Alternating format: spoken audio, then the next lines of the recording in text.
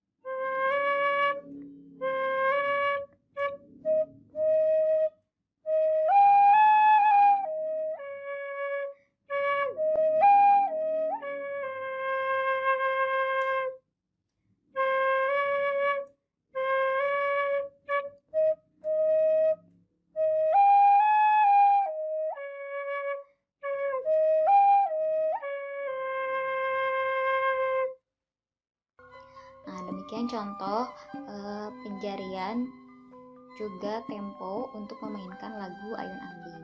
Nah, notasinya dapat kamu lihat di file materi. Kemudian bisa dilihat untuk nada yang memiliki tanda titik di bawah, artinya dimainkan dengan nada yang tinggi. Sedangkan yang tidak ada titiknya berarti dimainkan dengan nada yang sedang. Ingat, tinggi rendahnya nada yang kamu hasilkan tergantung dari keras atau kuat lembutnya tiupan yang kamu masukkan ke dalam suling tersebut. Oke, silahkan dipelajari lagu atau notasi lagu Ayun Ambing ini, karena ini akan menjadi penilaian akhir dalam semester 1. Demikian, semoga bisa dipahami. Assalamualaikum warahmatullahi wabarakatuh.